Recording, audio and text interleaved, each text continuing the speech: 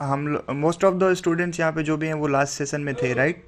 Almost everybody you were there in the last session, जहाँ पे हम लोग ने केवल पाइथन के बारे में देखा था कि पाइथन लैंग्वेज क्या है, इसका बेनिफिट क्या है over any other languages that are available there. और आप लोग शायद सी लैंग्वेज से आ रहे हैं, तो आपको पता है कि बेसिक लैंग्वेज स्ट्रक्चर काम कैसे होता है। जस्ट बेसिक हमने देखा था, वो सारा डिफरेंसेस की बाकी आपको उसका कोई टेंशन की ज़रूरत नहीं कि हमने लास्ट क्लास को अगर मिस भी कर दिया तो हम लोग पूरा बेसिक से आज भी शुरू करने वाले हैं। तो फर्स्ट स्टेप है कि आपका जो पाइथन लैंग्वेज है वो कहीं पे रन कर रहा होगा। तो उसके लिए अभी मैं आपको प्रेजेंट करने वाला हूँ मेरा स्क्रीन, जस्ट 1 सेकेंड। पाइथन के केस में is my screen visible? Yes sir. Yes, sir. Okay, तो सबसे पहले पाइथन को रन करने के लिए, चूंकि मेरा ये जो इन्वायरमेंट है ये जुपिटर है, तो आपको सबसे पहले, अगर आप सभी के पास लैपटॉप है Yes, sir. तो हाँ सर। ओके, तो you can go to python.org, और वहाँ जाने के बाद Yes, आप, sir. This is just for the installation purpose, जिनके पास लैपटॉप है वो डाउनलोड कर सकते हैं यहाँ से पाइथन जो भी वर्जन अवेलेबल है वो आप डाउनलोड कर लीजिए। और डाउनलोड करने के बाद बेसिक बेसिक गो थ्रू कीजिएगा, वो इंस्टॉल हो जाएगा सॉफ्टवेयर। उसके बाद अगर आप पाइथन अपने कमांड प्रॉम्प्ट से भी यूज़ कर सकते हैं, कमांड प्रॉम्प्ट से भी चल जाता है पाइथन बेसिक। बट अगर आपको एक ऐसा इंटरफेस चाहिए जो कि जैसा मैं यूज़ कर रहा हूँ, इसमें डेटा साइंस के लिए Jupiter one of the best environment provide करता है। बहुत सारी लाइब्रेरीज इसमें ऑटोमेटिक डाउनलोडेड होती हैं। तो उनके लिए आपको क्या करना है कि आपको anaconda.org पे जाना है, वेबसाइट पे। ये दोनों सॉफ्टवेयर ओपन ओपन सोर्स है, पाइथन भी अपने आप में ओपन सोर्स है और एनाकोंडा भी अपने आप में सॉफ्टवेयर है। अब ये पाइथन और एनाकोंडा स्नेक्स के नाम है, कंफ्यूज मत होइएगा।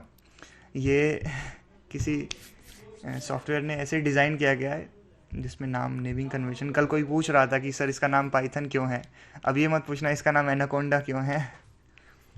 तो नेमिंग कन्वेंशन सॉफ्टवेयर डिज़ाइनर पे डिपेंड करता है कि वो क्या रखना चाहते हैं। यहाँ से आप इसको डाउनलोड कर लीजिएगा। डाउनलोड करने के बाद आपका जब सॉफ्टवेयर इंस्टॉल हो जाएगा तो विंडोज़ में एक जुपिटर नोटबुक करके आपके पास एप्लीकेशन, एनाकोंडा में बहुत सारे एप्लीकेशंस हैं, जैसे स्पाइडर है, अलग अलग एप्लीकेशंस हैं। वो उसमें से एक आपको जुपिटर है वो इंस्टॉल हो जाएगा। एनाकोंडा इंस्टॉल करने के बाद ऑटोमेटिक वहाँ से आप रन करके न्यू फाइल कीजिएगा। यहाँ पे जैसे मेरे पास है बना हुआ, तो वहाँ से आप, ये ऐसा इंटरफेस आ जाएगा आपके पास। तो आप लोग में से सभी के पास पाइथन इंस्टॉल्ड है? Yes, sir. No sir. Okay, तो नो जिन, sir. No, sir. Okay okay, no problem, but laptop है आप लोगों के पास, right? Yes sir. Yes, sir. Okay, तो अभी हम क्या करेंगे कि पाइथन का एक ऑनलाइन कंपाइलर आता है, आप वहाँ से भी सर्च करके, यहाँ से ये जो programmis.com करके ये वेबसाइट है, विजिबल है ना मेरा स्क्रीन में जो दिखा रहा हूँ आप लोगों को? Yes sir. Yes, sir. Visual. Okay okay, तो यहाँ पे आप जाके आप यहाँ ये environment on demanding environment provide करता है। यहाँ पे आप ऑटोमेटिकली कोड को यहाँ पे टाइप करके और यहाँ पे इसका इंटरप्रेटर पे आउटपुट देख सकते हैं। For those of you who have not install Python in their laptop, तो वो यहाँ पे ऑनलाइन पे रन कर सकते हैं राइट टाइम पे। ये बेसिक सर रिक्वायरमेंट। हाँ, Google yes. Google Colab sir.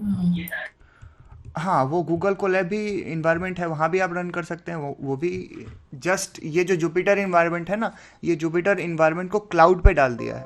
और क्लाउड पे इसको गूगल कोलैब ने मतलब बहुत सारी वेबसाइट्स हैं जो वैसा इंटरफेस देती हैं, जैसे कैगल है, वहाँ पे भी डेटा साइंस का जो लाइब्रेरी है वो इंस्टॉल्ड रहता है। तो वो काम क्या कर रहा है कि बैकग्राउंड में ना यही जुपिटर जो मैं यहाँ पे रन कर रहा हूँ वो उसको डाला हुआ है वहाँ पे उन्होंने। तो सेम चीज़ हो रहा है वहाँ पे भी। आप कोशिश कीजिए कि अगर अपने यहाँ पे हो जाए, मतलब लैपटॉप में तो ये ज़्यादा फास्ट होता है, और बाकी क्लाउड तो थोड़ा स्लो होता ही है, लैग वहाँ पे। आप वहाँ पे भी रन कर सकते हैं, नो इश्यूज़। गूगल कोलैब भी वर्क करेगा, ये भी वर्क करेगा, राइट? इंस्टॉल्ड है तो ठीक है, नहीं है तो भी कोई बात नहीं है। आप, हम लोग नेक्स्ट क्लास में जब आएंगे तो वो इंस्टॉल्ड हो जाएगा। सब लोग कर लीजिएगा इंस्टॉल्ड, राइट? लास्ट क्लास में हम लोग बेसिक डिफरेंस देखे थे। आप लोग सी लैंग्वेज से आ रहे हैं तो स्ट्रक्चर पता होगा सी लैंग्वेज का क्या था।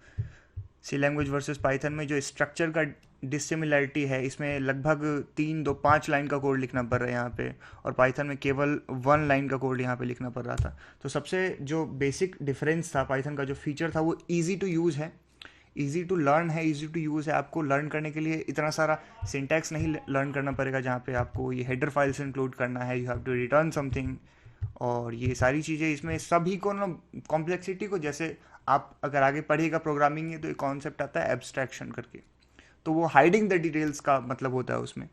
तो वो सारी चीज़, यानी जो चीज़ आपको ज़रूरत है केवल उसी चीज़ पे काम करने का जो काम है वो पाइथन कर रहा है। ये जितने भी सॉफ्टवेयर का ये जो रिक्वायरमेंट है इस सब को हटा दिया है, डिपेंडेंसी जिसको कहते हैं लैंग्वेज, वो सबको हटाने के बाद जो बेसिक जो यूज़र को चाहिए उस पर फोकस करना है। इसलिए पाइथन अपने आप में इतना ज़्यादा पॉपुलर होता है कि ये जो रिक्वायरमेंट है एकदम ईजी टू हैंड है, प्रोवाइड कराता है। तो लास्ट क्लास में हमने जस्ट बेसिक देखा था कि पाइथन रन कैसे करता है, पाइथन का मतलब डिफरेंसेस क्या है, पाइथन के एप्लीकेशंस क्या है, पाइथन इंस्टॉलेशन आज हमने देख लिया है।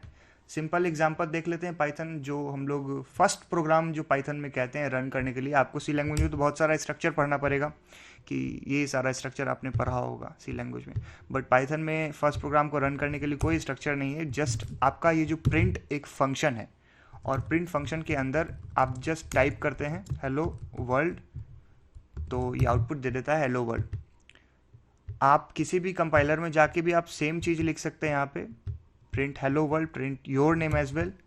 सो हम लोग यहाँ पे एक स्टेटमेंट लिखेंगे कि प्रिंट वेलकम ऑल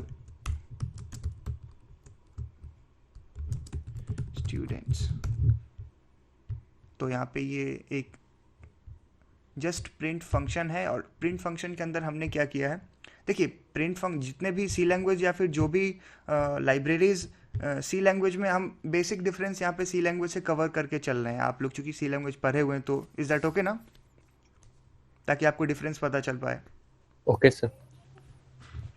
तो आप लास्ट क्लास में क्वेश्चन आया था कि लाइब्रेरीज को इंक्लूड करना पड़ता है, इसमें कोई लाइब्रेरीज को आपको मतलब इंक्लूड करने की ज़रूरत नहीं, और ऑटोमेटिकली इनबिल्ट इंक्लूडेड है। अनलेस और अनटिल आप कोई एक्सटर्नल लाइब्रेरी या एक्सटर्नल फ्रेमवर्क यूज़ कर रहे हैं, वो अगर नहीं यूज़ कर रहे हैं तो ठीक है, बाकी जितनी भी लाइब्रेरीज यूज़र को रिक्वायर्ड होगी वो सारी ऑटोमेटिक इसमें इंक्लूडेड है। तो no, you don't have to worry like कौन सा लाइब्रेरी हेडर फाइल कौन सा इंक्लूड करना पड़ेगा, ऐसा कुछ भी नहीं होगा इसमें। ये केवल और केवल जब भी आप पाइथन इंस्टॉल करेंगे उसी समय में सारी की सारी लाइब्रेरीज डाउनलोड हो जाएंगी और सारी की सारी इंक्लूडेड हो जाएंगी। इन केस अगर आपको कोई लाइब्रेरीज ज़रूरी पड़ती है इन फ्यूचर में, तो वो आप अलग से इंस्टॉल कर सकते हैं। उसके लिए पाइथन का अलग एक इन्वायरमेंट होता है, PIP इन्वायरमेंट, पाइथन इन्हेंसमेंट होता है। वो हम लोग जब फ्यूचर में लाइब्रेरी जब इंस्टॉल कर रहे होंगे उसमें देखेंगे। प्रिंट जैसे बहुत सारी फंक्शंस होती हैं पाइथन में, इनबिल्ट डिज़ाइंड फंक्शंस हैं जो केवल और केवल आउटपुट के बेसिस पे काम करती हैं। अब जैसे प्रिंट है, प्रिंट का मतलब जैसे यूज़र को लग रहा है कि हाँ मैं कुछ प्रिंट करने के लिए मैसेज कर रहा हूँ, तो आप जब स्ट्रिंग डेटा टाइप पढ़ रहे होंगे सी लैंग्वेज में, तो आपने स्ट्रिंग में देखा होगा कि कोई भी डबल कोटेशन के अंदर आता है तो उसको हम लोग स्ट्रिंग में कहते हैं, राइट? Yes, sir. और स्ट्रिंग में अगर वो डेटा टाइप नहीं हो, तो जैसे इंटीजर है तो वो इंटीजर की वैल्यू 9 प्रिंट कर देगा।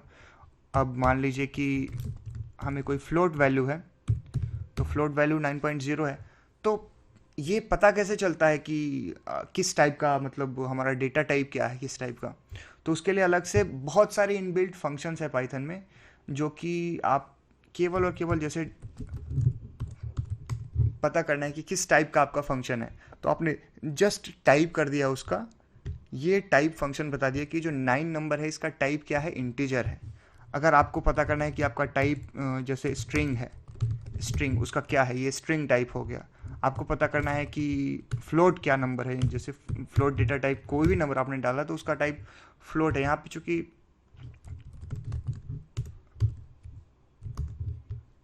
तो ये जो फ्लोट है ये फ्लोट नंबर हो गया। ये इंटीजर, स्ट्रिंग, जितने भी चीज़ हैं वो सारी अपने आप में एक फंक्शन भी हैं पाइथन में। तो ये जो डेटा टाइप्स हैं, पाइथन चूंकि इतना इन्हांस है कि जो भी फंक्शंस यहाँ पे बन के आई हैं डेटा टाइप्स में, जैसे सी लैंग्वेज में आपने लिखा होगा कि इंटीजर एक वैल्यू होता है, इंटीजर, उसके बाद आप असाइन करते हैं उसमें कुछ वैल्यू, फिर वो डेटा में स्टोर होता है। इसमें क्या है कि ये इनिशियलाइजेशन का काम बाद में होगा। ये जो इनिशियलाइज किया आपने इंटीजर, ये पहले असाइनमेंट का काम करता है।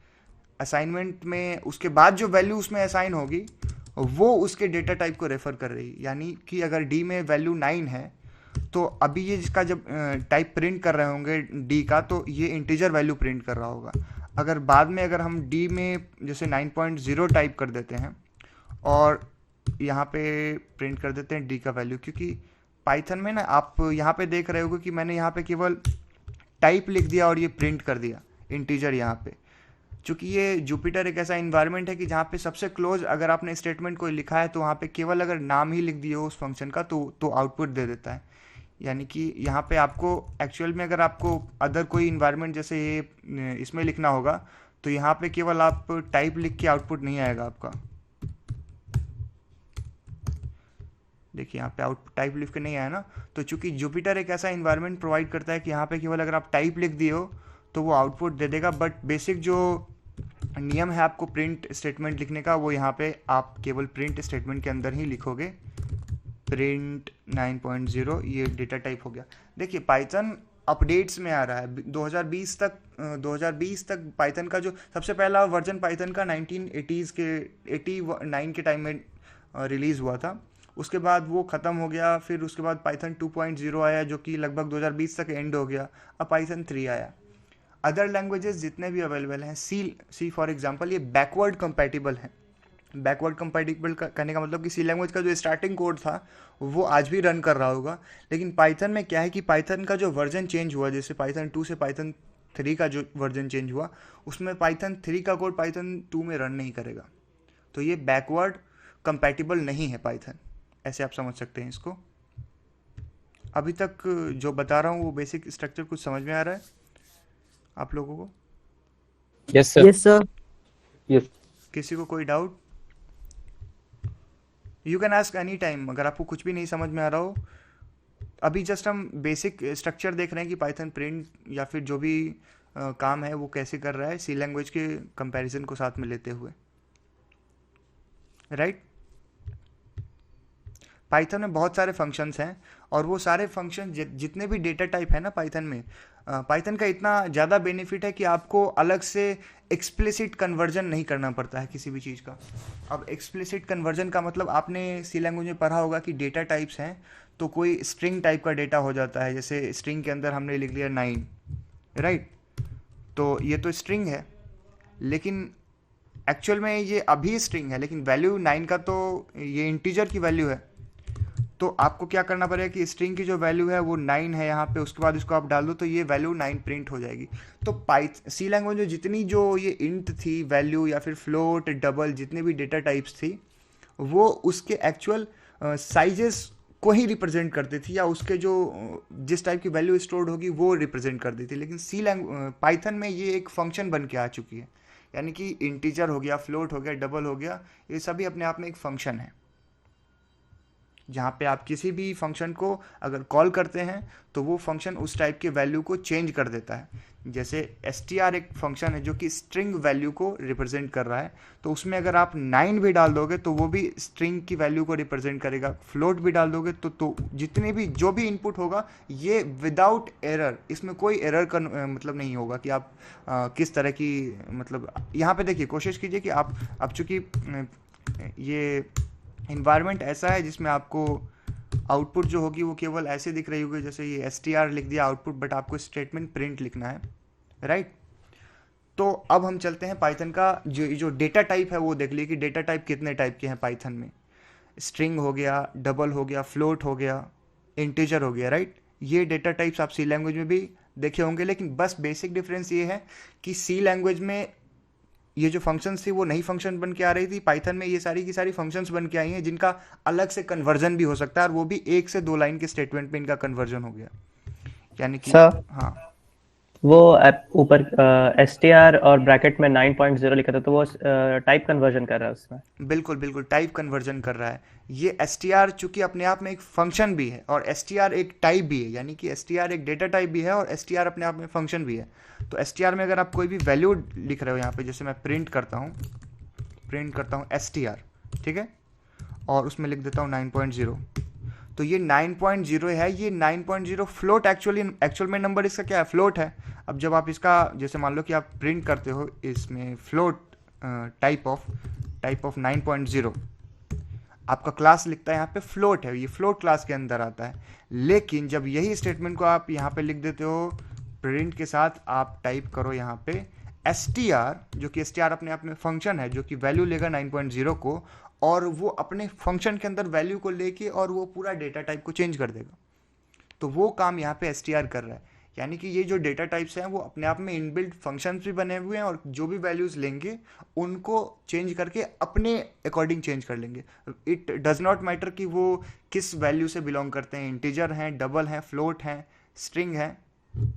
हाँ, ये है कि अगर आप जैसे इंटीजर है, इंटीजर में आप स्ट्रिंग नहीं डाल सकते, ये प्रॉब्लम कर देगा। लेकिन स्ट्रिंग एक ऐसा वैल्यू है जो किसी भी वैल्यू को चेंज करके, नो प्रॉब्लम, ये सिंटैक्स एरर नहीं है यहाँ पे।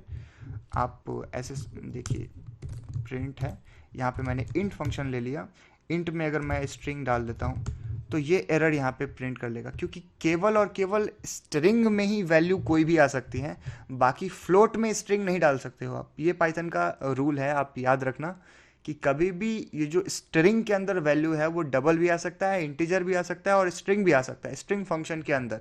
लेकिन फ्लोट या फिर इंटीजर, इसमें आप स्ट्रिंग की वैल्यू नहीं डाल सकते। ये पॉइंट आप सर सर बोले सर थोड़ा फास्ट हो रहा है सर, कॉम्प्लेक्स थोड़ा समझ नहीं आ रहा है सर। अच्छा, ओके, देखो अभी ये इतना समझ में आया कि डेटा टाइप्स क्या है, यस सर, समझ आया सर। इंटीजर, स्ट्रिंग और फ्लोट।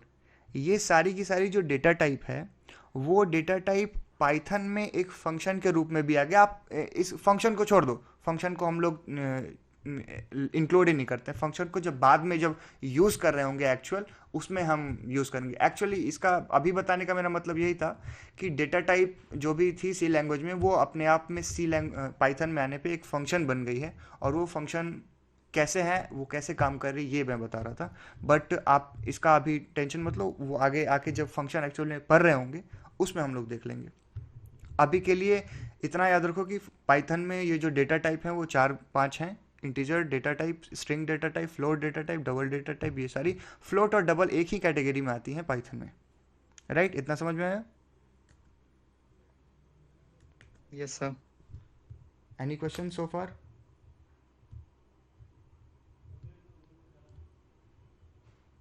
No sir. चलिए, केवल आप बस इतना डेटा टाइप को याद रखिए, उसके अलावा आपको कुछ समझने की ज़रूरत नहीं इसमें। आगे हम लोग देखते हैं कि आप वेरिएबल बनाते होंगे। Anybody can define what is variable?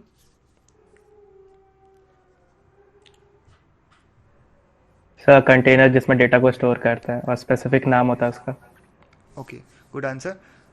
एक कंटेनर होता है जो आप सी लैंग्वेज में आपको वो कंटेनर का नाम पहले डिफाइन करना होता है कि अगर इंटीजर टाइप का कंटेनर है तो उसमें केवल और केवल इंटीजर वैल्यू ही असाइन हो सकती है।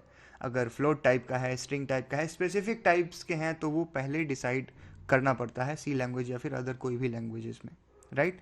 लेकिन पाइथन में क्या है कि वो डिसाइड बाद में होगा, जब आप वैल्यू असाइन कर रहे होंगे तब।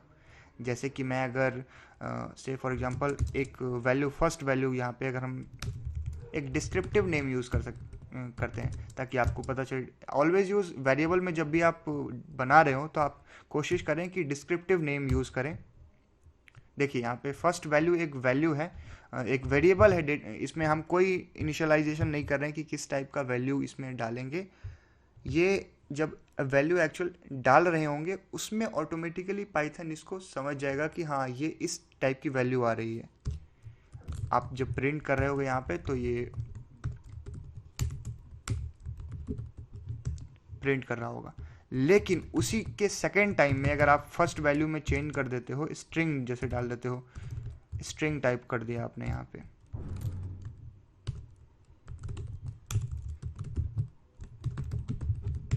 तो ये स्ट्रिंग वाली वैल्यू डालेगा। यानी कि इसमें जो इनिशियलाइजेशन होगा वो वेरिएबल नाम को डिसाइड करने के बाद होगा। जब आप वैल्यू को डाल रहे होगे उस टाइम में ये जो वैल्यू की टाइप होगी वो डिसाइड होगी। वेरिएबल के कुछ कन्वेंशन होते हैं। वेरिएबल में आप अंडरस्कोर इनिशियलाइज करने, नेम जब डालना हो तो आप ये वेरिएबल में डाल सकते हो कोई भी वैल्यू, लेकिन आप पंक्चुएशन या फिर कुछ भी ऐसा करके नेम में नहीं डाल सकते वेरिएबल में, इसमें ये एरर आ जाएगा, राइट। वेरिएबल का नेमिंग कन्वेंशन आप देख सकते हो, ये अंडरस्कोर इंक्लूडेड है यहाँ पे। आप लेटर से स्टार्ट कर सकते हो, उसके बाद जो नंबर्स हैं वो आप लेटर्स के बाद डाल सकते हो, जैसे फॉर एग्जांपल कि A_1 2 3 या फिर कुछ भी यहाँ पे डाल सकते हो, लेकिन आपको नंबर से स्टार्ट नहीं करना है, यहाँ पे ऐसे स्टार्ट नहीं करना है, ये एक्चुअल में नंबर हो जाता है यहाँ पे। तो ये वेरिएबल को किस टाइप के वेरिएबल को, मतलब वेरिएबल का जो नेमिंग कन्वेंशन है वो क्या होगा, वो यहाँ पे मतलब है पाइथन का। डेटा टाइप्स हमने देख ही लिया कि पाइथन का डेटा टाइप्स कितने हैं, राइट। Right sir. ओके, तो आइडेंटिफायर और कीवर्ड हम लोग यूज़ करते थे सी लैंग्वेज में, राइट। कोई डिफाइन कर सकता है आइडेंटिफायर और कीवर्ड? आप लोग ने सी लैंग्वेज में पढ़ा है।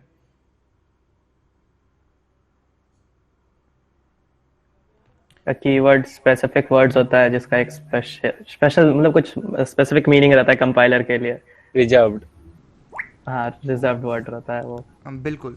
तो वैसे ही जैसे ये जो प्रिंट है, ये जो इनपुट है, ये जितने फंक्शंस हैं वो सभी के सभी कीवर्ड हैं यहाँ पे। जैसे इंट, str, ये जो सारे वर्ड्स हैं ऑटोमेटिकली हम कॉल कर रहे हैं इनको, ये सारे के सारे ऐसे वैल्यूज़ हैं जो कि नेमिंग कन्वेंशन में स्टोर्ड हैं यहाँ पे। उस टाइप से पाइथन में अब नेक्स्ट जो टॉपिक आता है वो ऑपरेटर आता है। आप लोग प्लस माइनस ऑपरेटर जितने भी हैं आपने सी लैंग्वेज में पढ़े होंगे, वो सारी की सारी ऑपरेटर हम लोग पाइथन में भी पढ़ रहे होंगे। पाइथन में देखो, क्योंकि पाइथन क्या है कि एकदम इजी टू यूज सिंटैक्स है, मतलब आपको ऐसा पूरा स्ट्रक्चर का आदत होगा, स्ट्रक्चर पूरा समझ के फिर देख के फिर उसके बाद आपको पता चले कि ऐसे प्रोग्राम है। लेकिन पाइथन वो स्ट्रक्चर को फॉलो ही नहीं करता। पाइथन जस्ट सिंपल स्ट्रक्चर को फॉलो करता है, उसमें वैल्यू प्रिंट कर देता है। देखिए, तो ये प्लस माइनस डिवाइड यहाँ पे मैं एक बार लिख लेता हूँ फिर आपको बताता हूँ।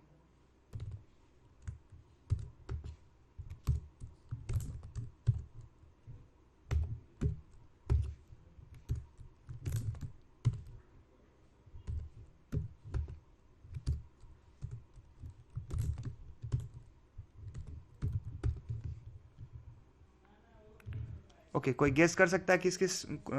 लेट मी जस्ट इसको थोड़ा सिंपल कर देते हैं ताकि आउटपुट जरा गेस करके बताइए यहाँ पे क्या क्या आउटपुट होंगी।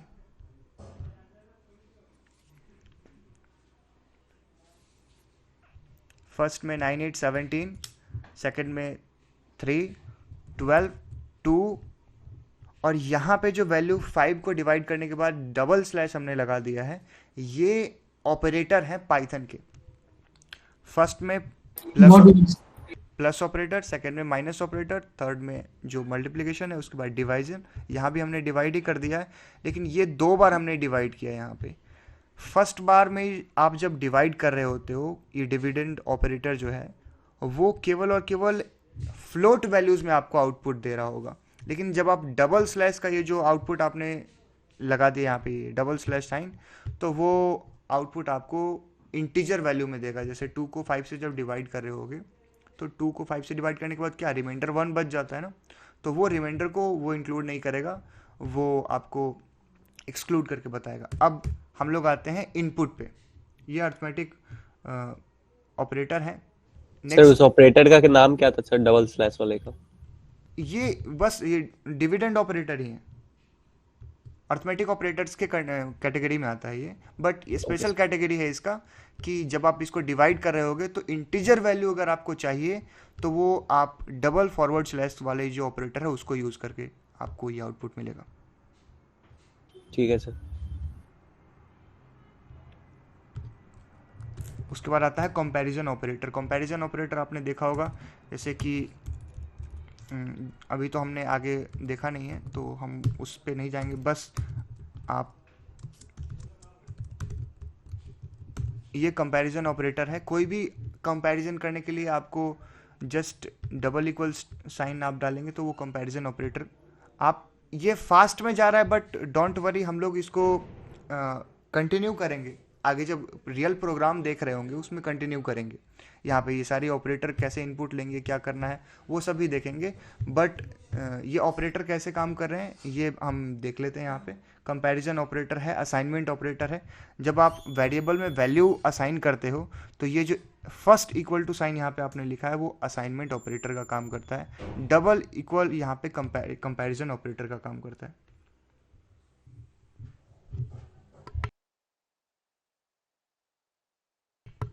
राइट? यस। ओके।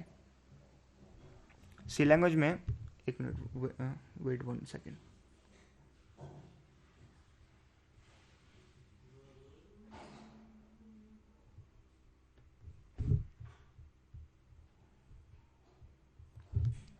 ओके, हाँ, ये असाइनमेंट ऑपरेटर हो गया। उसके बाद नेक्स्ट जो आता है ये कंपैरिजन ऑपरेटर में अलग कंपैरिजन ऑपरेटर भी आते हैं जो कि नॉट इक्वल टू है। नॉट इक्वल टू आता है, एक आता है डबल इक्वल टू आता है ऑपरेटर में, एक आता है ग्रेटर देन इक्वल टू, और एक आता है लेस देन इक्वल टू, फिर एक आता है ग्रेटर देन, एक आता है लेस देन। राइट? इतने सारे कंपैरिजन ऑपरेटर में आते हैं। टाइप्स ऑफ कंपैरिजन ऑपरेटर यहाँ पे आप ऐसे लिख सकते हो, टाइप्स ऑफ कंपैरिजन ऑपरेटर्स। ठीक है? ये सारे जो हैं ऑपरेटर कंपैरिजन ऑपरेटर में आते हैं, जहाँ पे अब अगर आपको आउटपुट में टेस्ट, आप अपने साइड में ना आप रन भी कर सकते हो। अगर आपके पास लैपटॉप है तो आप टेस्ट भी कर सकते हो साइड टू साइड, ताकि आपको पता चलता रहे कि आउटपुट अगर आप कर पा रहे हो उतना। तो अभी तो उसमें क्या है कि जैसे आप अब देखिए पाइथन में लिखने, ये जुपिटर में लिखने का ये बेनिफिट होता है कि आप टेस्ट करने के लिए एकदम, अगर आप यहाँ पे टाइप कर दिए तो ये ऑटोमेटिक टेस्ट करके आपको आउटपुट दे देगा। Print, no need to like type the print name and all. अगर आपको ये टेस्ट करना है कि 90 अगर इक्वल टू नेक्स्ट ऑपरेटर है डबल इक्वल टू, तो डबल इक्वल टू मान लीजिए 56 के है तो ये फॉल्स है, ये वैल्यू नहीं है, तो ये फॉल्स दे देगा आउटपुट। अब ये देख लेते हैं कि ये ग्रेटर देन इक्वल टू है या नहीं। 90 56 से बड़ा है। अब लेस देन इक्वल टू है या नहीं। अब ये चूंकि फॉल्स है तो ये फॉल्स आउटपुट दे देगा। समझ में आ रहा है ना? फास्ट नहीं जा रहा ना? Yes sir. No sir. No sir. Okay, जब फास्ट जाए तो आप मुझे बता दीजिएगा कि हाँ कहीं समझ में नहीं आ रहा है। जैसे ये फॉल्स है, ऐसे ही ग्रेटर, ये कंपैरिजन ऑपरेटर ऐसे काम कर रहे हैं यहाँ पे। नेक्स्ट, ये सभी चीज़ों को जब हम कंडीशनल स्टेटमेंट पढ़ रहे होंगे उसमें बिल्कुल करेंगे। कंडीशनल स्टेटमेंट जो कि इफ़ एल्स आती हैं वो सब जब हम पढ़ रहे होंगे उसमें हम इसका डेमो देखेंगे कि कैसे ये काम कर रहा है। अभी जस्ट ये ऑपरेटर के टाइप क्या है उसको बताने के लिए मैं जस्ट ये सिंपल डेमो दे रहा हूँ आपको। आपका ऐसा मत सोचना कि इसमें आगे जाके इसका यूज़ नहीं होगा। हर टाइम में जब प्रोग्राम बना रहे होंगे उसमें हम इसका यूज़ कर रहे होंगे। हाँ, एक चीज़ जो कि सी लैंग्वेज में अवेलेबल थी यहाँ पे नहीं है, वो है प्लस प्लस ऑपरेटर। अब जैसे आप वैल्यू में लिखते थे ना सी लैंग्वेज में कि यहाँ पे ए प्लस प्लस या फिर जैसे 3 प्लस प्लस लिख दिया यहाँ पे, तो ये वैल्यू, ये जो पोस्ट इंक्रीमेंट और प्री इंक्रीमेंट ऑपरेटर रहता था सी लैंग्वेज में, वो इसमें नहीं है। उसके लिए आपको जस्ट देखिए, ये पाइथन में जब भी कमेंट लिखना हो, सी लैंग्वेज में कमेंट लिखने के लिए क्या करते थे, डबल फॉरवर्ड स्लैश डालते थे या फिर ये स्टेटमेंट लिखते थे। राइट? प्लीज करेक्ट मी अगर मैं गलत हूं तो। ऐसा करके स्टेटमेंट लिखते थे। ये सी लैंग्वेज कमेंट होता था। Yes sir. पाइथन में जब भी आपको कमेंट लिखना हो तो आप सबको हैश सिंबल, ये जो पाउंड सिंबल है वो टाइप कर देंगे उससे पहले। ये कमेंट होता है पाइथन में। जब भी पाइथन में कमेंट करना हो तो उसके पीछे आप ये हैश सिंबल लगा देंगे, वो पाइथन में कमेंट हो जाएगा। सी लैंग्वेज में ये जो प्री इंक्रीमेंट और पोस्ट इंक्रीमेंट ऑपरेटर था पाइथन में, वो हट गया है। पाइथन में अगर आपको वैल्यू असाइन करनी है, जैसे 4 है और 4 में आपको इंक्रीमेंट करना है बाई 1, तो आप क्या करेंगे कि ए यहाँ पे एक अलग से ऑपरेटर आता है यहाँ पे जो प्लस इक्वल टू ऑपरेटर कहते हैं इसको, वो यहाँ पे आप कर सकते हैं। अब यहाँ पे जब वैल्यू प्रिंट कर रहे होंगे तो यहाँ वैल्यू चेंज हो जाएगी। यहाँ पे केवल ए लिखने से ही प्रिंट हो जाएगा, लेकिन आप अदर जैसे इन्वायरमेंट यूज़ कर रहे हैं, जैसे यहाँ पे यूज़ कर रहे हैं, तो यहाँ पे जैसे अगर हमने ए में वैल्यू टाइप कर दी 9, लेकिन यहाँ पे ए में प्लस इक्वल टू यहाँ पे 1 लिख देते हैं, तो यहाँ पे ए लिखने पे प्रिंट नहीं करेगा। यहाँ पे कभी कभी देखो यहाँ पे 9 है, यहाँ पे 9.0 प्रिंट कर रहा है, यहाँ पे चूंकि हमने 9.0 लिखा हुआ है इसलिए यहाँ पे प्रिंट कर रहा है, ये वाला 9.0 नहीं प्रिंट कर रहा है, तो उसके लिए हमको यहाँ पे प्रिंट एक्सप्लिसिट यहाँ पे लिखना पड़ेगा, तब जाके ये जो वैल्यू है ये प्रिंट कर रहा होगा। यहाँ पे देखिए प्लस इक्वल टू एक ऑपरेटर है, स्पेशली डिजाइंड है यहाँ पे पाइथन में, ये काम करता है। प्लस वो जो प्लस प्लस वाला है, यहाँ पे आप प्लस प्लस में आप 3 4 भी डाल सकते हो, यानी कि जब आप लूपिंग कंडीशन या फिर जो भी सी लैंग्वेज में पढ़े होंगे उसमें ये होता है ना कि प्लस प्लस में एक बार में एक प्लस होता था, यहाँ पे आप प्लस प्लस में एक नंबर ऑफ वैल्यूज़ को एक बार में इंक्रीमेंट कर सकते हो, यानी जब भी कंडीशन ये जो कॉल होगी ए की वैल्यू अगर दोबारा भी कॉल होगी यहाँ पे, तो हर बार ए की वैल्यू 4 से बढ़ जाएगी। अगर यहाँ पे हमने 1 लिख दिया तो हर बार वैल्यू 1 से बढ़ जाएगी, यहाँ पे 2 लिखा तो हर बार 2 से बढ़ जाएगी वैल्यू।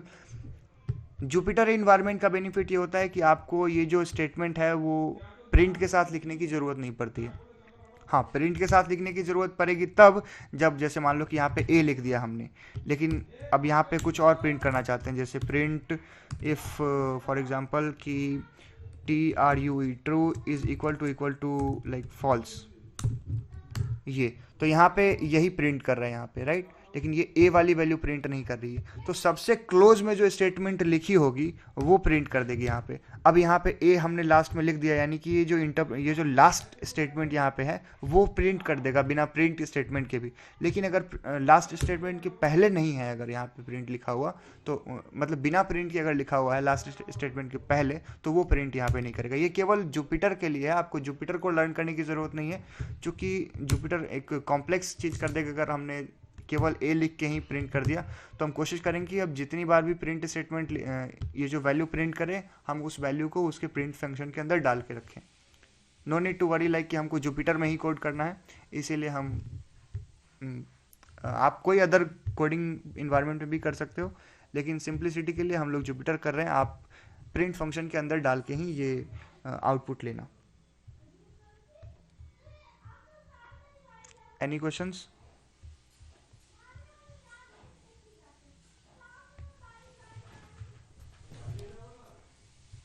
No sir.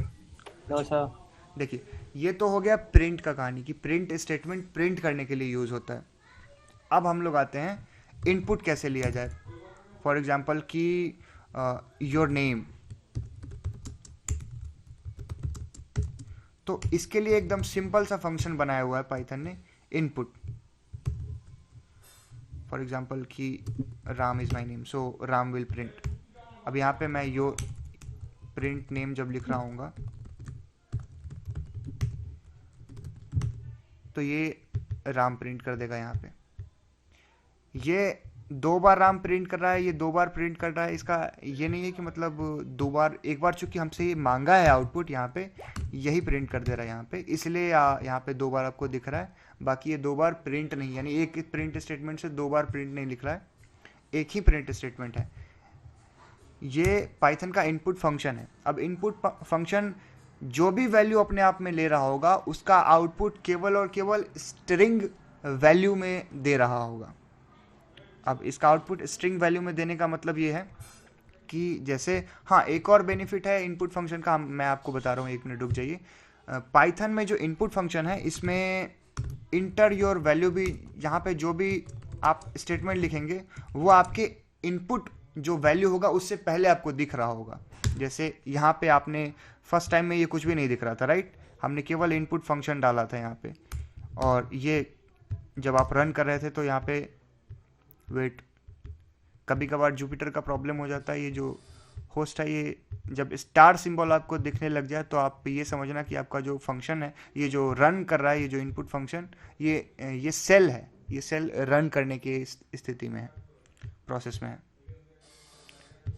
तो समटाइम आपका अगर ये जो सिस्टम है जुपिटर का अगर रन नहीं कर रहा हो तो उस केस में, प्रॉपरली रन अगर ना कर रहा हो तो उस केस में ऐसा इशू आ जाता है। So will just try to interrupt it and see if like interrupting the kernel will solve the issue और नॉट। यस, हाँ, देखो इनपुट फंक्शन अपने आप में वैल्यू को भी ले सकता है। आपने सी लैंग्वेज में पढ़ा होगा, तो सी लैंग्वेज में क्या होता है कि आपने पहले प्रिंट स्टेटमेंट लिखा, उसके बाद वेरिएबल असाइन किए थे, और वेरिएबल असाइन करने के बाद स्कैनएफ के अंदर उसको मॉडुलो डी डाल के उसका वैल्यू लिखते थे डिफरेंट डिफरेंट टाइप के हिसाब से। यहाँ पे क्या है कि आपको वेरिएबल नेम उसी टाइम में बनाना है जिस टाइम में आपको वैल्यू को कॉल करना है, और इनपुट फंक्शन के अंदर स्टेटमेंट भी उसी टाइम में देना है जिस टाइम में आपको इनपुट फंक्शन को कॉल करना है। तो आपको you don't have to write like enter your name at the time of like before calling the print function, जैसे कि यहाँ पे आप यहाँ पे लिख सकते थे, यहाँ पे आप प्रिंट फंक्शन में भी लिख सकते हैं कि इंटर योर नेम, और यहाँ पे आप इसको जब रन कर रहे होंगे तो यहाँ पे इंटर योर नेम करके लिखा हुआ आएगा। लेकिन आप इनपुट फंक्शन के अंदर भी यहाँ पे डायरेक्ट लिख सकते हैं इंटर योर नेम। लेकिन हाँ, एक बात हमेशा याद रखिए कि इनपुट फंक्शन के अंदर आप अगर कोई भी वैल्यू जो लिख रहे होंगे वो स्ट्रिंग डबल कोटेशन के अंदर में आनी चाहिए वैल्यू, वो स्ट्रिंग वैल्यू को ही ले लेगा यहाँ पे, मतलब इंक्लूड करेगा स्ट्रिंग वैल्यू को ही, राइट? समझ में आ रहा? Yes sir. सबको समझ में आ रहा है या फिर किसी को कोई डाउट भी है इसमें अभी तक में? Yes sir. फास्ट हो रहा है सेशन या सर नंबर में भी इनपुट रहेगा तो भी स्ट्रिंग ही रहेगा वो। हाँ, अभी वही मैं बताने वाला हूँ, वही नेक्स्ट में बताने वाला हूँ। जैसे कि अभी हमने यहाँ पे स्टार्टिंग में देख रहे थे कि डेटा टाइप या फिर इंट फंक्शन, ये जो डेटा टाइप हमने देखा,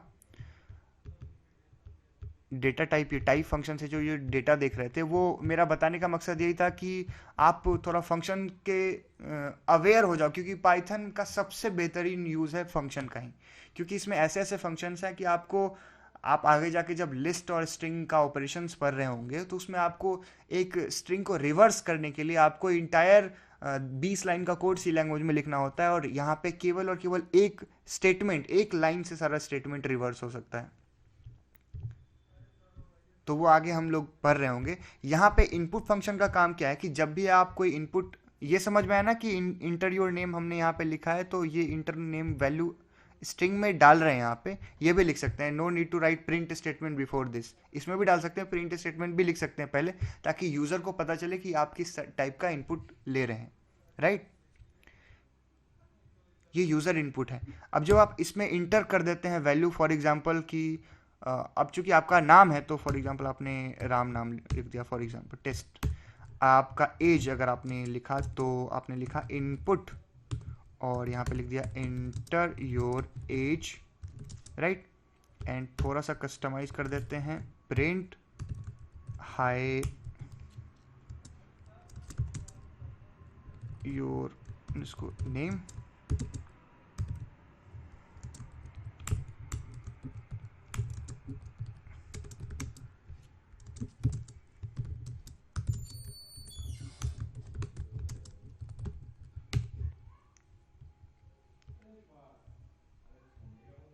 wait a minute,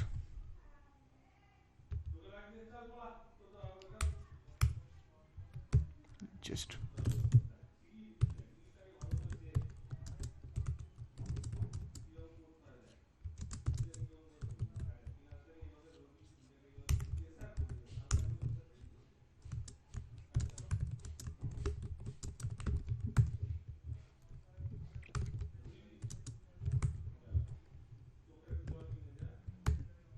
देखिए, हमने एक छोटा सा इनपुट लिखा यहाँ पे, अपना नाम लिया यहाँ पे, फिर अपना एज लिखा यहाँ पे, उसके बाद मेरा नाम आ गया, हाय राज यू आर 34 ईयर ओल्ड, यहाँ पे लिखा हुआ आ गया। तो अब हम यहाँ पे क्या करने वाले हैं कि हमने एज की वैल्यू डाली थी 34, यहाँ पे आपको कोई डिफरेंस नज़र नहीं आ रहा होगा, ये स्ट्रिंग वैल्यू है 34, और ये राज है, ये भी स्ट्रिंग वैल्यू है, लेकिन स्ट्रिंग वैल्यू की तरह दिख नहीं रही है यहाँ पे। जब आप यहाँ पे 34 लिखा है हमने यहाँ पे, राइट? तो अब एक हमने कंपैरिजन ऑपरेटर पढ़ा है इससे पहले, राइट? जब आप प्रिंट कर रहे होगे कंपैरिजन ऑपरेटर में सी, wait, let's just see if both the input and the actual value of 34 are equal,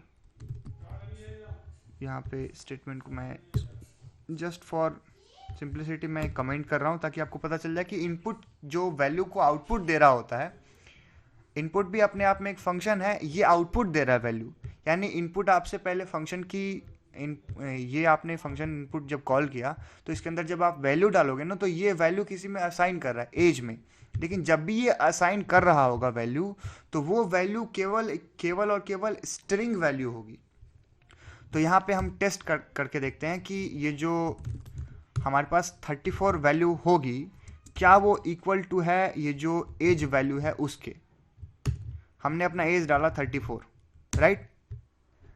अब हम यहाँ पे देख रहे हैं कि see if both the input are actual 34 are equal, लेकिन यहाँ पे जब आप 34 से कंपेयर कर रहे हो एज का तो वो इक्वल नहीं आ रहा है, राइट। वो इक्वल नहीं आ रहा, आप देख पा रहे हो ना, इक्वल नहीं आ रहा।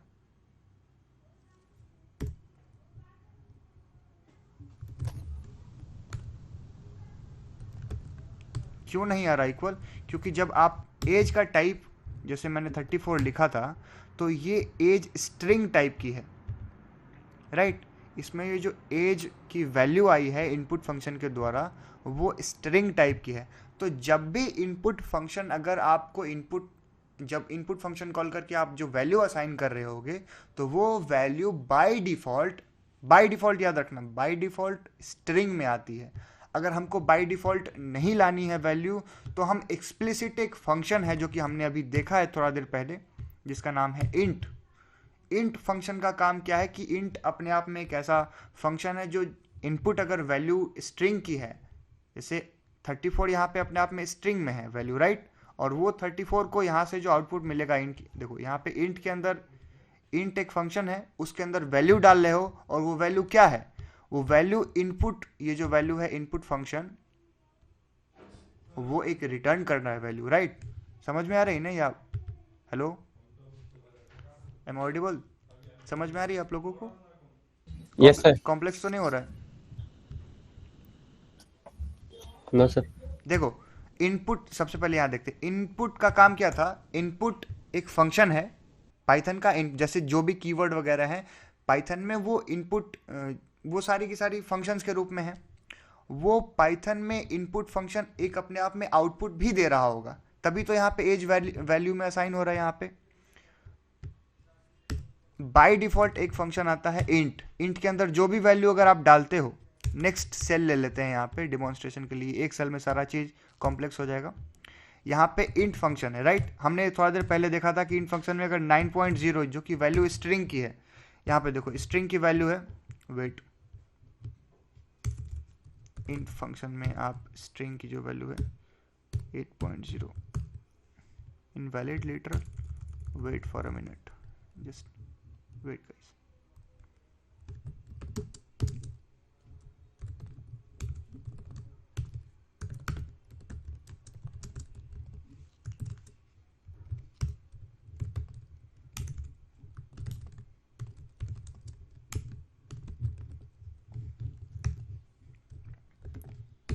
देखिए अब हम यहाँ पे at the end of line हम यहाँ पे ये भी प्रिंट कर देते हैं कि ये जो टाइप है, टाइप ऑफ एज यहाँ पे, और यहाँ पे भी प्रिंट कर देते हैं टाइप ऑफ एज, राइट। हम कोई भी नंबर ले लेते हैं, ठीक है।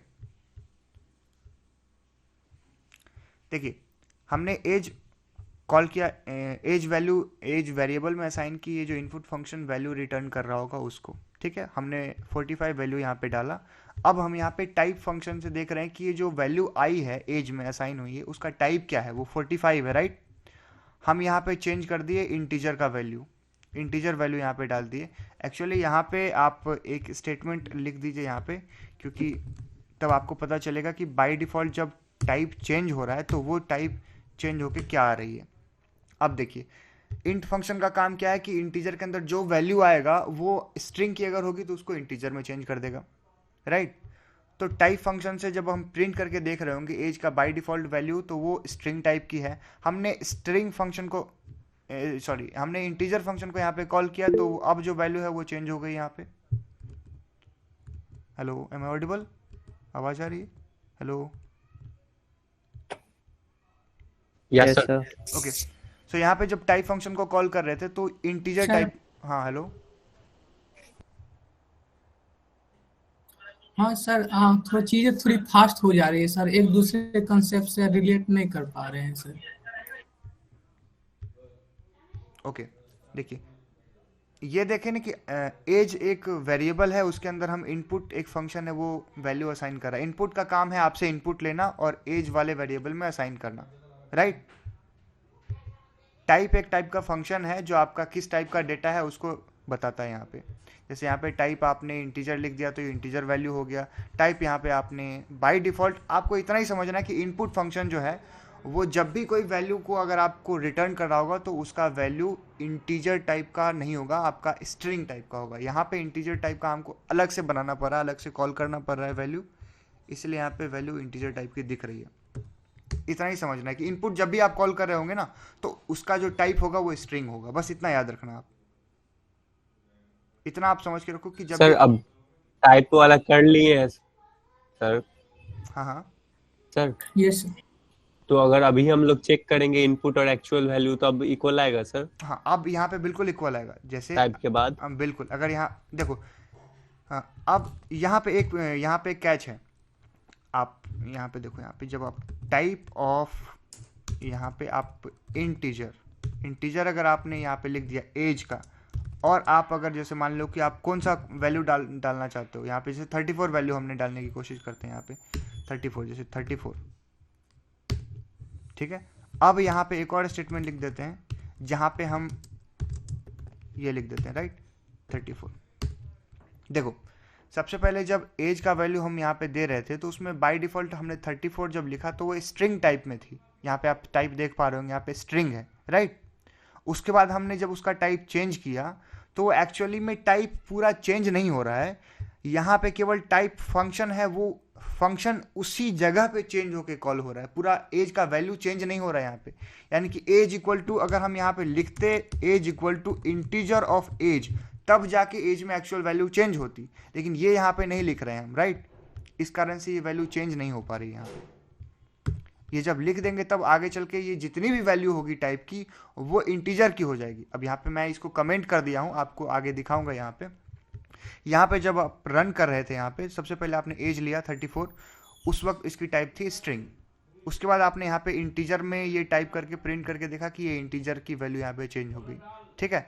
चेंज होने के बाद भी जब आप यहाँ पे टाइप को कॉल कर रहे हैं तो यहाँ पे स्ट्रिंग वैल्यू आई है, क्योंकि ये एक्चुअल वैल्यू में चेंज नहीं कर रहा है, ये तो केवल अरे कोई फंक्शन कॉल हुआ ना, यहाँ पे टाइप एक फंक्शन कॉल हुआ, ये तो केवल फंक्शन कॉल पे उसी टाइम पे बस वैल्यू को दिखा रहा है, एक्चुअल वैल्यू में चेंज नहीं हो रहा ना। इस कारण से इसका जो आप यहाँ पे टाइप जो प्रिंट कर रहे हैं तो वो स्ट्रिंग टाइप की दिख रही है।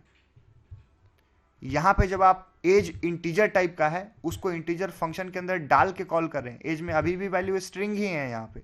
अब चूंकि इंटीजर में डाल लिया है तब उसको एक्चुअल 34 जो कि इंटीजर वैल्यू है उससे कंपैरिजन कर रहे हैं तो वो ट्रू रिजल्ट दे रहा है। लेकिन यहाँ पे जब आपने एज को, अब ये एज जो कि बाय डिफॉल्ट स्ट्रिंग वैल्यू था उससे कंपेयर कर रहे हो तो ये फॉल्स आ रही है।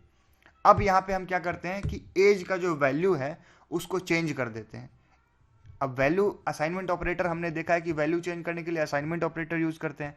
अब हम क्या करें कि इंट में जो वैल्यू है उसको एक्चुअली इंटीजर फंक्शन को कॉल करके और उसमें एज को डाल देते हैं। अब क्या होगा कि अब हमने जब 34 डाला तो अब ये सारी की सारी आउटपुट एकदम ट्रू आएगी, ये भी इंटीजर हो जाएगा, ये भी इंटीजर हो जाएगा, ये भी ट्रू हो जाएगा, ये भी ट्रू हो जाएगा, और ये केवल वन टाइम के लिए जो वैल्यू है वो स्ट्रिंग प्रिंट कर रहा होगा। पूरा बताने का मकसद यही था कि इनपुट फंक्शन जब भी कॉल होगा तो अपने आप में बाय डिफॉल्ट स्ट्रिंग वैल्यू को लेके ही आएगा, राइट। इतना समझ में आया?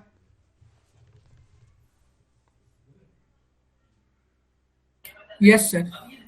किसी को कोई doubt? Yes sir. Yes sir. Doubt है तो पूछो, कौन सा?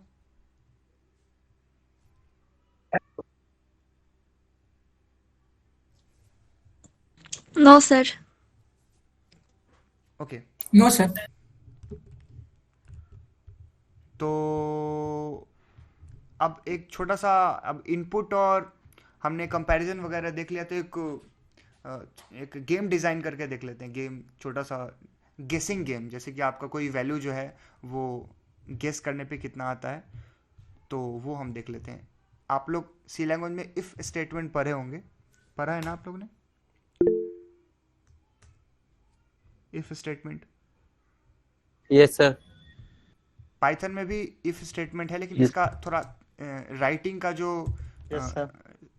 मतलब कंडीशन है वो लिखने का तरीका अलग है। सी लैंग्वेज में आप कर्ली ब्रेसेस यूज़ करते हैं, यहाँ पे कर्ली ब्रेसेस ऐसे करके कर्ली ब्रेसेस के अंदर आप स्टेटमेंट लिखते हैं यहाँ पे सी लैंग्वेज में। लेकिन पाइथन में ऐसा नहीं है। पाइथन में हम एक चूंकि इनपुट फंक्शन लेना सीख गए हैं, तो हम एक यूज़र से इनपुट लेंगे और इनपुट लेने के बाद देखेंगे कि वो वैल्यू क्या है। अगर वो वैल्यू उस किसी पर्टिकुलर लिमिट से ज़्यादा है तो हम उसको पास या फेल कर लेते हैं। तो हम फॉर एग्जांपल कि हम एक वैल्यू मांगते हैं कि फॉर एग्जांपल मार्क्स, ठीक है।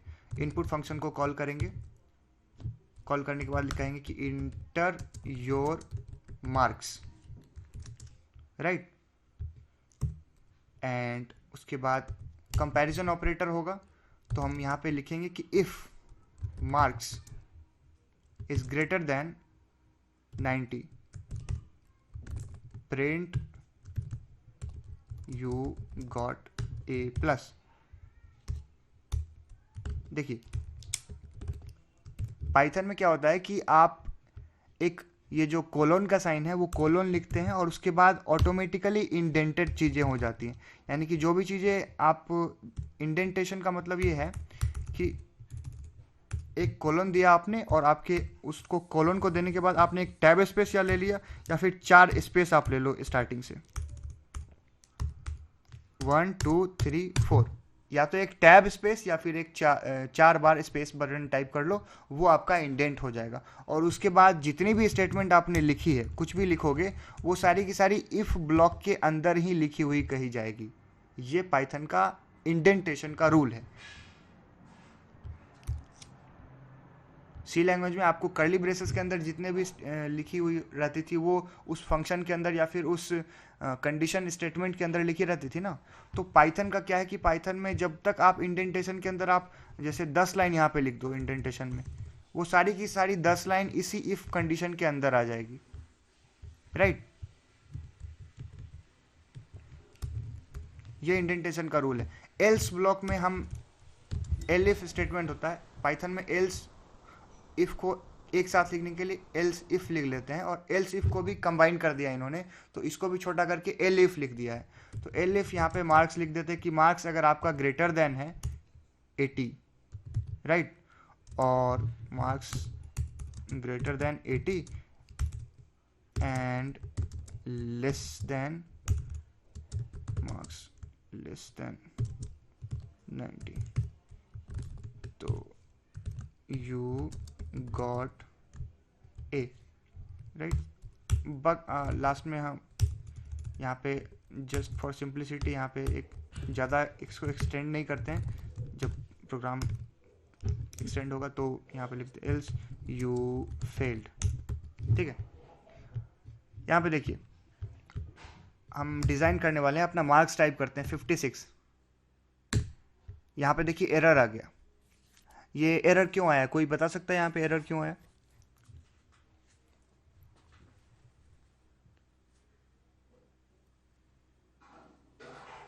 स्ट्रिंग और इंट को कंपेयर कर रहा है। राइट। देखिए जब भी हम इससे पहले आपको बता रहे थे कि इनपुट फंक्शन जब कॉल हो रहा था तो उसमें बाय डिफॉल्ट स्ट्रिंग टाइप की वैल्यू थी, लेकिन यहाँ पे 90 जब कंपेयर हो रहा है तो 90 एक इंटीजर टाइप की वैल्यू है।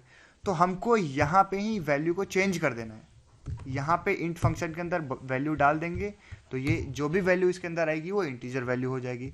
अब क्या करना है कि अब हमने वैल्यू डालना है 56, यू फेल्ड, राइट। कोई बच्चा को 70 आया, यू फेल्ड, लेकिन हमको पास कराना है तो 80 से ऊपर मार्क्स चाहिए, उसको ए ग्रेड मिलेगा। तो हम क्या कर रहे हैं कि उसको 85 डाल दे रहे हैं, 85। अब ये यू गॉट ए, अब हम उसको 90 से अब डाल देते हैं, 91 डाल देते हैं, तो you got a plus, right. तो आप देख रहे हो कि ये इफ और एल्स स्टेटमेंट काम कैसे कर रहा है, समझ में आ रहा है? Yes, sir. Okay. Yes, sir. Okay, तो अभी हम एक गेसिंग गेम करेंगे और गेसिंग गेम में एक गेसिंग गेम डिज़ाइन करते हैं। और गेम डिज़ाइन करने का तरीका ये होगा कि एक जो प्रोग्राम होगा, प्रोग्राम के पास एक सीक्रेट नंबर होगा और हमसे प्रोग्राम पूछ रहा होगा कि सीक्रेट नंबर क्या है। और अगर वो मेरा सीक्रेट नंबर उस जो एक्चुअल वैल्यू जो कि स्टोर्ड है उसके कंपैरिजन में आती है तो ये गेसिंग गेम में हम पास हो जाएंगे। तो हम जस्ट फॉर एन एग्जांपल आप जो रॉक पेपर सीजर गेम होता है वो भी डिज़ाइन कर सकते हो। वो भी हम फ्यूचर में डिज़ाइन करके देखेंगे जब हम लिस्ट वगैरह पढ़ रहे होंगे, लिस्ट टपल्स, तो उसमें गेम डिज़ाइन करके देखेंगे कि वो जो गेम है वो कैसे एक्चुअली इसमें प्रोग्रामिंग में डिज़ाइन होगा। तो just for simplicity we are going to design guessing, we are going to run. ठीक, तो सबसे पहले एक सीक्रेट नंबर, चूंकि सीक्रेट गेस है तो सीक्रेट गेस हम स्टोर कर लेते हैं हमारे पास। जैसे 49 है, 49 एक सीक्रेट गेस है। अब हम यूज़र से आस्क करेंगे कि गेस नंबर, राइट। तो गेस नंबर हमारे पास फॉर एग्जांपल की इनपुट में आएगा। अब हम यहाँ पे जान चुके हैं कि इनपुट में इंटीजर फंक्शन पहले कॉल करना पड़ेगा क्योंकि बाय डिफ़ॉल्ट ये स्ट्रिंग वैल्यू डालेगा, enter your secret guess, right. अब ये जो गेस होगा वो गेस हम अपने सीक्रेट वाले से कंपेयर करेंगे कि इफ द गेस नंबर, हाँ, जब भी आप अगर एक दो स्टेटमेंट आपने लिखा है तो आप टैब अगर टाइप करते हो तो ये जो ऑप्शंस आते हैं वो आप स्विच कर सकते हो कि कौन सा ऑप्शन आपको सेलेक्ट करना है। तो जस्ट टाइप टैब, वो ऑप्शन आपको दे देगा तो आप लिख सकते हो। ये टैब हिंट है। If guess number is equal to secret number, यहाँ पे मैंने टाइप किया, ऑटोमेटिक देखो ये ले लिया। तो यू वॉन एल्स लूज। एक सीक्रेट गेस है तो सीक्रेट गेस में जैसे फॉर एग्जांपल हमें जीतना नहीं है तो हम 34 टाइप कर दिए, 67 ये फॉल्स होगा। फिर रन कर रहे हैं तो हमारा गेस है 49, तो ये 49 ऑटोमेटिकली जब ये हमारे सीक्रेट नंबर से कंपेयर करेगा तो वो कंपेयर करने के बाद अब ये देखो, ये जो जितने भी ऑपरेटर थे वो चूंकि हमने स्टार्टिंग में देख लिए थे केवल यहाँ पे कि हाँ टाइप्स ऑफ कंपैरिजन ऑपरेटर यहाँ पे बस एक एक लाइन में देखा था। बट जब इफ स्टेटमेंट या फिर आगे भी जितने भी फंक्शंस आएंगे वो सभी में इन सभी चीज़ों का ज़रूरत पड़ेगा। ऑपरेटर हैं, कंपैरिजन ऑपरेटर, जो भी चीज़ें उन सभी को हम लोग डिज़ाइन करते करते यूज़ करते रहेंगे और देखते रहेंगे, राइट। तो अभी तक पूरा इंटायर सेशन में आपको कोई भी डाउट, डेटा टाइप क्या है, इनपुट फंक्शन कैसे कॉल किया गया है, इंटीजर, एक्सप्लिसिट, यहाँ पे जब भी आपने सी लैंग्वेज में एक कॉन्सेप्ट पढ़ा होगा एक्सप्लिसिट और इम्प्लिसिट डेटा कन्वर्जन, राइट।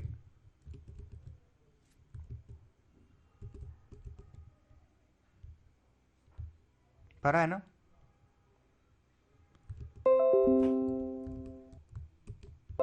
तो सर ये क्लास str के Yes, sir. आउटपुट में क्यों आ रही है?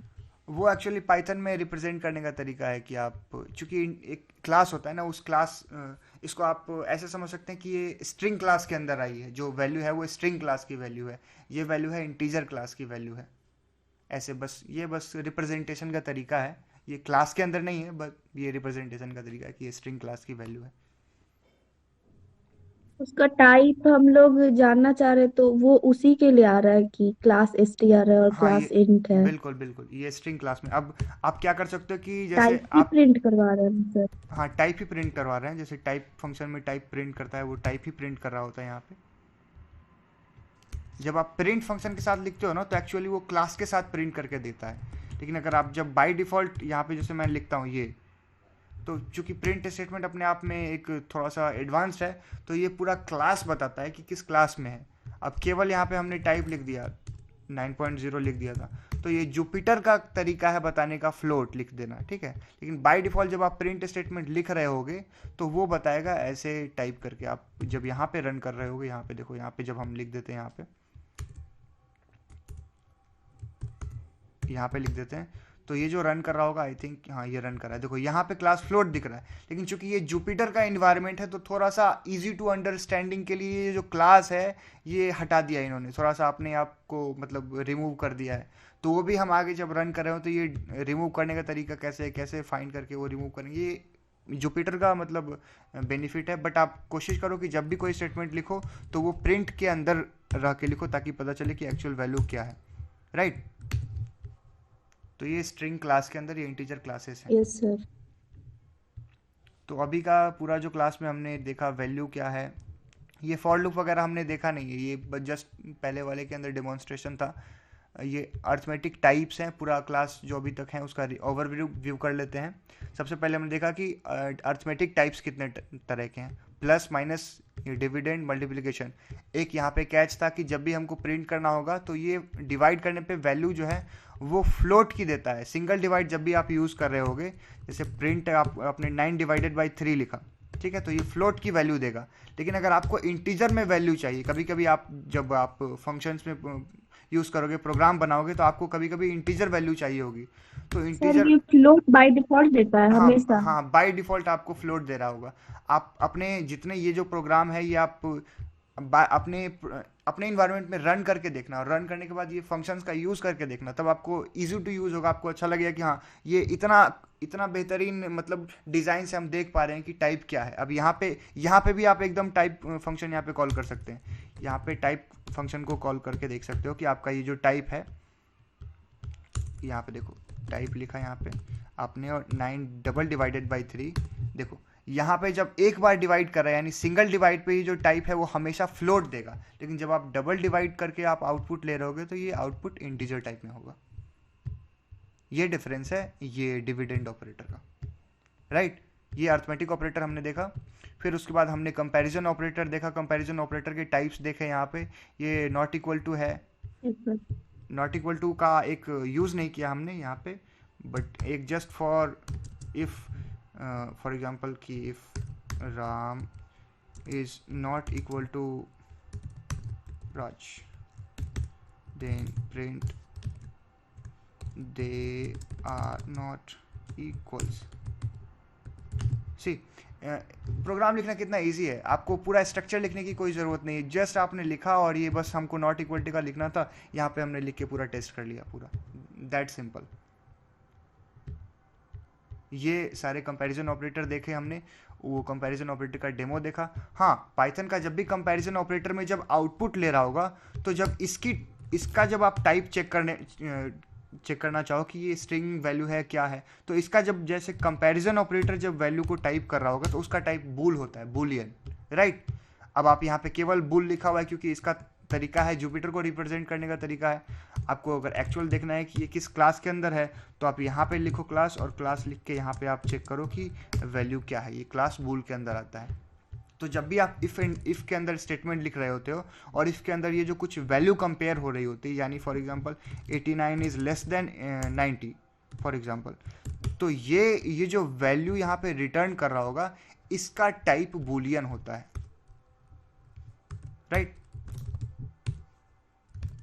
89 इज लेस देन 90, राइट। अभी ये हमने देखा, कंपैरिजन ऑपरेटर देख लिया। उसके बाद ये प्लस प्लस ऑपरेटर का ये जो तरीका है, सी प्लस में प्लस प्लस प्री इंक्रीमेंट, और यहाँ पे जब आप लिखते थे यहाँ पे ऐसे करके जब आप लिखते थे यहाँ पे ++3, ये प्री इंक्रीमेंट है, 3++ यहाँ पे पोस्ट इंक्रीमेंट है। हमने इनपुट देखा, वेरिएबल को कैसे बनाते हैं, वेरिएबल का नेमिंग कन्वेंशन क्या है। एक स्टार्टिंग से कोई नंबर वैल्यू को नहीं डाल सकते हैं वेरिएबल में, नहीं तो वो एरर हो जाएगा। वेरिएबल का नेमिंग कन्वेंशन है। उसमें एक फंक्शन डिज़ाइन किया, यहाँ पे टाइप्स को कंपेयर करके देखा कि टाइप्स क्या है। अपना एज एक फंक्शन, सॉरी यहाँ पे टाइप फंक्शन, ये एक्चुअली पूरा क्लास में हमने ये फंक्शंस बनाया। फंक्शन के बाद वैल्यू इनपुट लिया, उसके बाद इफ एल्स का स्टेटमेंट देखा। एक मार्क्स का डिज़ाइन किया कि किसको कितना मार्क्स देने पे पास हो जाएगा, कौन फेल हो जाएगा इफ़ एल्स की कंडीशन में। एल्स इफ़ का जो रूल है वो इंडेंटेशन होता है। सी लैंग्वेज में क्या होता है कि कर्ली ब्रेसेस के अंदर हम लोग लिख रहे होते हैं चीज़ को, उससे ये होता है कि वो जितने भी स्टेटमेंट कर्ली ब्रेसेस के अंदर लिखा हुआ है वो उस इफ़ ब्लॉक के अंदर का कहा जाता है। लेकिन पाइथन में इंडेंटेशन नाम पे मत जाइए, बस ऐसा काम होता है कि जब आप सेमी कॉलन लगा के कॉलन, ये जो सिंबल है कॉलन टाइप करके जितने भी लाइन्स आप कोड लिख रहे होंगे यहाँ पे यू आर ग्रेट। तो जब भी आप मार्क्स टाइप कर रहे होंगे, जैसे हमने यहाँ पे 98 लिख दिया मार्क्स, तो चूंकि 98 90 से बड़ा है और ये मार्क्स की वैल्यू आएगी 90 ग्रेटर, तो यहाँ पे इंडेंटेशन के अंदर आ रहा है स्टेटमेंट, राइट? यहाँ पे देख रहे हैं ये स्पेसेस आपने एक्स्ट्रा ले लिया, उससे पाइथन को कोई एरर देने की कोई जरूरत नहीं। पाइथन कभी भी एरर नहीं देगा आपको अगर आपने लाइन में एक से ज़्यादा स्पेसेस ले लिए या फिर एक से ज़्यादा लाइंस ब्लैंक छोड़ दी आपने। तो ये इंडेंटेशन का मतलब ये है कि जितने भी लाइन इसी सेम लाइन के स्पेसेस से इंक्लूडेड हैं। हाँ, केवल एक ही बार जब आपने एल्स ब्लॉक लिख दिया तो उसके बाद ये एल्स ब्लॉक का स्टेटमेंट शुरू हो जाएगा। फिर एल्स लिख दिया तो एल्स का, ऐसा नहीं कि एल्स इफ के बाद जब यहाँ पे लिख दिया आपने प्रिंट तो फिर ये वाला प्रिंट भी एल्स इफ के अंदर आना चाहिए, ऐसा नहीं होगा। एक बार आपने इफ लिख दिया, उसके बाद अगर आपने एल्स लिखा है या फिर एल्स इफ लिखा है तो वो उसी के अंदर आ जाएगा, राइट? उसके बाद लास्ट में एक हमने गेसिंग गेम बनाया और गेसिंग गेम बना के ये टेस्ट कर लिया। तो anyone has any doubt in the entire session? जिनको कोई भी डाउट हो तो आप पूछ सकते हैं अभी तक के सेशन।